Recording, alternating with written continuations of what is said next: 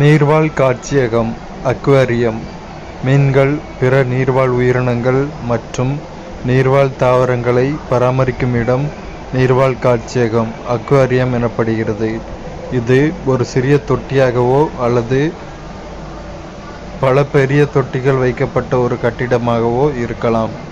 நிலவாழ் காட்சியகம் terrarium நிலவாழ் உயிரினங்கள் மற்றும் தாவரங்களை பராமரிக்கும் இடம் அல்லது அமைப்பு நிலவாழ் காட்சியகம் எனப்படுகிறது. இங்கு இயற்கையான சூழ்நிலை மண்டலத்தினைப் போல வடிவமைக்கப்பட்டு கட்டுப்படுத்தப்பட்ட சூழலில் விலங்குகளும் தாவரங்களும் காட்சிப்படுத்தப்படுகின்றன. நீர்வாழ் காட்சியகம் மற்றும் நிலவாழ் காட்சியகம் ஆகியவை விலங்குகளையும் தாவரங்களையும் நெருக்கமாக உற்று நோக்க உதவுகின்றன. அலங்காரத்திற்காகவும் இவை பயன்படுகின்றன.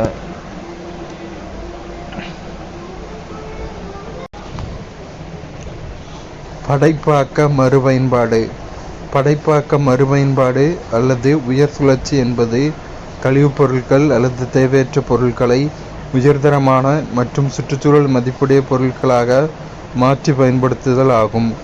நாம் ஒரு பொருளை உயர் சுழற்சி செய்யும் போது அதற்கு நாம் வேறு பயன்பாட்டினை தருகிறோம். எடுத்துக்காட்டு, பயன்படுத்திய டயர்களை அமரும் நாற்காலியாக மாற்றுதல், பயன்படுத்திய நெகிழி பாட்டில்களை பேனா தாங்கியாக மாற்றி பயன்படுத்துதல். மனிதர்களுக்கும் தாவரங்களுக்கும் இடையேயான தொடர்பு மற்றும் தாவரங்களின் பொருளாதார பயன்பாடு ஆகியவற்றை பற்றி படிக்கும் அறிவியல் பிரிவு பொருளாதார தாவரவியல் எனப்படுகிறது.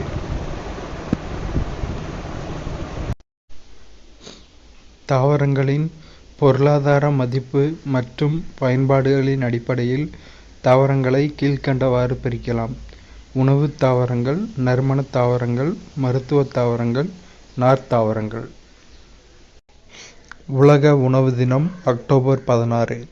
அனைவருக்கும் உணவு பாதுகாப்பையும் சத்துணவின் தேவையையும் வலியுறுத்தி உலக உணவு தினம் கடைபிடிக்கப்படுகிறது. ஐக்கிய நாடுகள் அவையின் உணவு மற்றும் வேளாண் நிறுவன அமைப்பு ஒவ்வொரு ஆண்டும் ஒரு கருப்பொருளை மையமாக கொண்டு உலக உணவு தினத்தினை கொண்டாடுகிறது. இந்த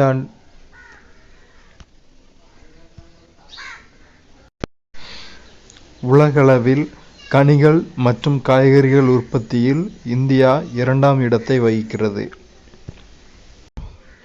தாவர பெயர் பயன்படும் பாகம் மருத்துவ பயன்கள்.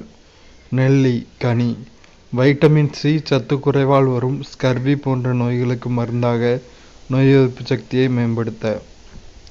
துளசி இலை விதை இருமல், சளி, மார்புச்சளி மற்றும் மூச்சுக்குழாய் அழற்சியை குணப்படுத்த. சோற்றுக்கற்றாழை சதைப்பற்றுள்ள இலைகள் மலமிளக்கியாக காயத்தை குணப்படுத்த, தோலெரிச்சலையும் குடல் புண்ணையும் குணப்படுத்த. வேம்பு மரப்பட்டை இலை மற்றும் விதைகள் கிருமி நாசினியாக, தோல் நோய்களுக்கு மருந்தாக.